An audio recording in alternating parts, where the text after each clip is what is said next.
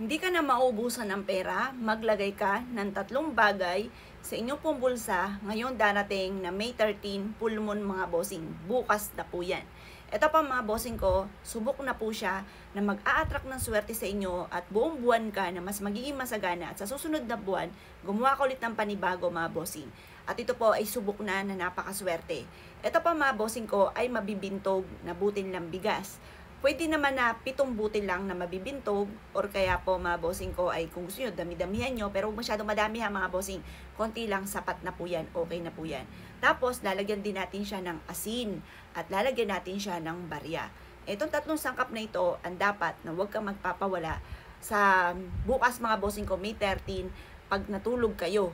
Ganito po ang gagawin po ninyo ha para kumbaga ang swerte ay kumapit na po sa inyo. Kung ngayon, lubog ka sa utang, ang dami mong problemang pinagdadaanan, makakatulong tong 3 bagay na ito sa inyo pong bulsa kapag ikinatulog ngayong full moon. At ito po ay makakatulong upang sa ganon, imbis na kayo milamalas, lubog ka sa utang, makakabayad ka sa mga pagkakautang at mas magiging masagana ang pamumuhay po ninyo.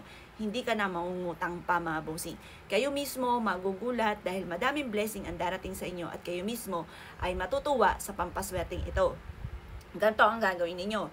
Maghanap ka na ng siplak. Tapos, i-ready nyo na yung bigas, asin, at barya. Ngayon, ang gagamitin natin, ito pong 20 pesos. Bakit kamo? Kasi yung 20, meron siyang rose gold. Rose gold, mabilis na pagtugon sa ninanais natin. Tapos yung silver, nagtatabay ng malas at humatak ng swerte. Tapos yung bilog, humahatak po to ng pera. Tapos, ang bilog, mabilis gumulong ang magandang kapalaran. Kaya, kung nais po ninyo na mabilis gumulong ang magandang kapalaran, kayo po ay swertehin mga bossing. Ito ang kailangan po ninyo. Ngayon po ang full moon mga bossing. Yan po ay May 13 mga bossing. Magsisimula ang full moon ng 12:58 ng tanghali. At ito ay pwede naman natin gawin po dyan pero mas maganda sana sa mismong full moon na. Kasi sa mismong full moon mga bossing ko, makikita nyo yung liwanag na sinag ng buwan mga boss. Ngayon mga bossing ko, i-ready nyo na to at mag-wish ka na. Sabihin nyo po sa pamamagitan ng pampaswerteng ito, simula na ito ng tagumpay ko at hindi na ako lagi mamumblema tungkol sa usapin ng pera at maraming pera ang darating sa akin. Ganon ang pag-wish ng walang gamit na sana, direct to the point.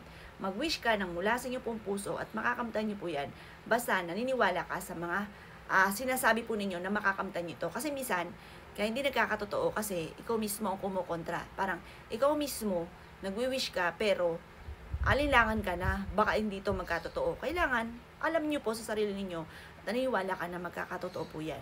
At pagkatapos mga bossing ko, ibilad nyo lang ito sa sinag ng araw, tapos ng mga 5 minutes, pagtapos, ilagay nyo na siya sa bulsa mo at hayaan mo matulog ka na nasa bulsa niyo po ito or kaya nasa ilalim ng inyo pong unan. Ang dulot ito ay napakaswerte. O siya, kung never nyo pa itong hindi nagagawa, ngayon nga po mga bossing ko or bukas, May 13, gawin nyo po siya at kayo mismo matutuwa sa pampaswerteng ito. Magpapasalamat ka sa pampaswerteng ito dahil mararamdaman nyo kaagad ang gaan ng daloy na swerte matapos nyo po itong gawin. O siya mga boss, good luck pa sa iyo po lahat!